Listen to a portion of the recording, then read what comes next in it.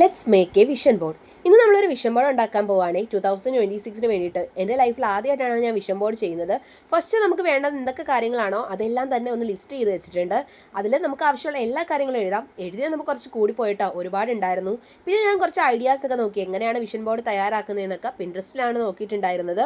അത് കഴിഞ്ഞ് എനിക്ക് വേണ്ടുന്ന കുറേ മാനിഫെസ്റ്റ് ചെയ്യേണ്ട കുറേ കാര്യങ്ങൾ ഞാൻ ജെമിനിയും ChatGPT ഒക്കെ യൂസ് ചെയ്തെടുത്തു. നമ്മുടെ മാനിഫെസ്റ്റേഷൻ ആണ് കേട്ടോ ഇതിൽ മെയിനായിട്ട് നടക്കുന്നത്.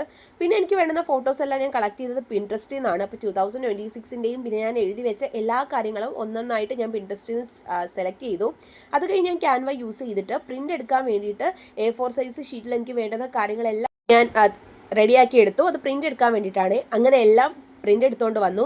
ഞാൻ ചെയ്യാൻ വിചാരിച്ചിരുന്നിടത്ത് ഒരു തെർമോക്കോളിലോ കാർഡ്ബോർഡിലോ എന്തിൽ വേണമെങ്കിലും നിങ്ങൾക്ക് ചെയ്യാം. അങ്ങനെ ഞാൻ എല്ലാം ഒന്ന് കട്ട് ചെയ്തെടുത്തു. പക്ഷേ എന്തുകൊണ്ടോ തെർമോക്കോളിൽ ഇത്രയും പിക്ചേഴ്സ് ഒട്ടിക്കാനുള്ള സ്ഥലം ഉണ്ടായിരുന്നില്ല. കാരണം ഞാൻ വിചാരിച്ചതിലധികം പിക്ചേഴ്സ് അതിലുണ്ടായിരുന്നു കട്ട് ചെയ്ത് വന്നപ്പോഴത്തേക്കും. അതുകൊണ്ട് തന്നെ അതിനകത്ത് തെർമോക്കോളിനകത്ത് തികയില്ല. അങ്ങനെ ഞാൻ ഒരു ചാർട്ട് വെച്ചിട്ട് അഡ്ജസ്റ്റ് ചെയ്യാമെന്ന് വിചാരിച്ചു. അങ്ങനെ ഞാൻ ആ ചാർട്ടിനകത്ത് ആ പിക്ചേഴ്സ് എല്ലാം ഒട്ടിച്ചെടുത്തു. അപ്പോൾ ഇത് സത്യമാണോ എന്നൊക്കെ ചിലർക്കൊക്കെ സംശയം ഉണ്ടാവും. ഞാനും അങ്ങനെ ഒരു സംശയമുള്ള ആളായിരുന്നു. മീൻസ് ഞാൻ കുറേ യൂട്യൂബിലും ഇൻസ്റ്റാഗ്രാമിലൊക്കെ വിഷൻ ബോർഡ് സത്യമാണ് എന്നുള്ള പോസിറ്റീവ് റിവ്യൂസും കാര്യങ്ങളൊക്കെ കണ്ടിട്ടാണ് ഇത് ചെയ്യാമെന്ന് വിചാരിച്ചത്. നമുക്ക് നഷ്ടമൊന്നുമില്ല.